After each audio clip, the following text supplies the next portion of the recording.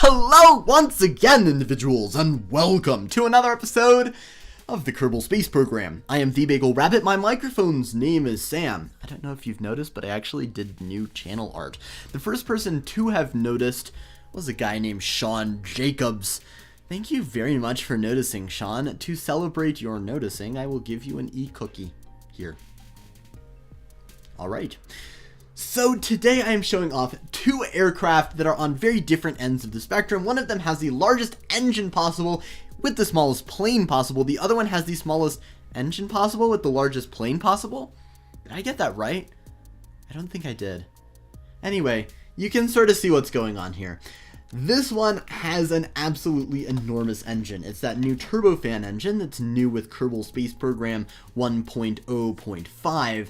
And this turbofan engine, especially when coupled with an absolutely tiny design like this one, has the amazing power of getting this up to very fast speeds very quickly. As a matter of fact, this thing will break the sound barrier in like less than 30 seconds.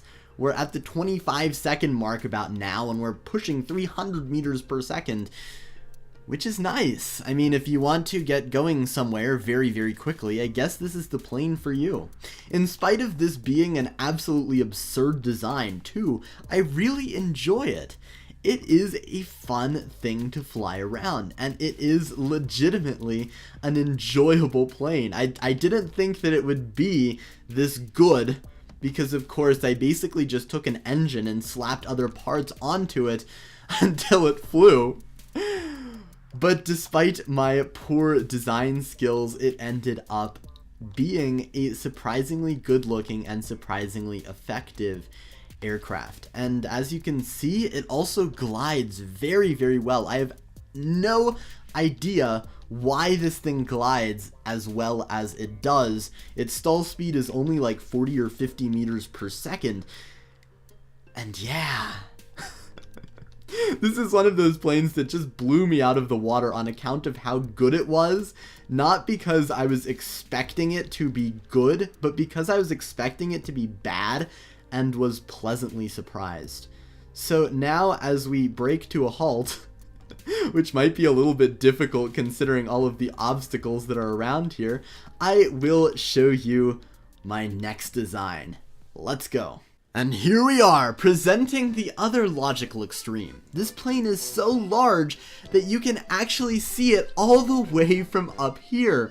It's so large that you could probably fit it around any of the water towers in the Kerbal Space Center, and so big that you could almost certainly launch a rocket through it, which I might do in the future. But how large is the engine? Well, there it is.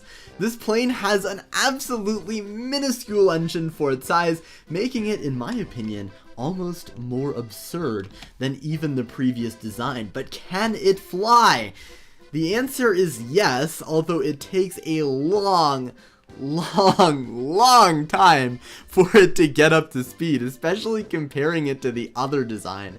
I mean, we have been going now for several seconds, and it's only at about 20 meters per second.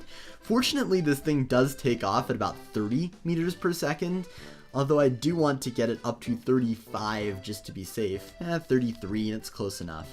So as I take this thing off, you notice that I want to keep it below 10 degrees above the horizontal, otherwise this thing has the distinct possibility of crashing, of stalling and crashing, which as a matter of fact, this plane is so absurd. As a matter of fact, the stall speed of this plane is so low that you can literally, if you stall it close enough to the ground, drop it down for a vertical landing, which is not something I'm going to do because it's tricky, but I just can't believe this plane. Oh, and you can probably fit it around one of those radio towers as well.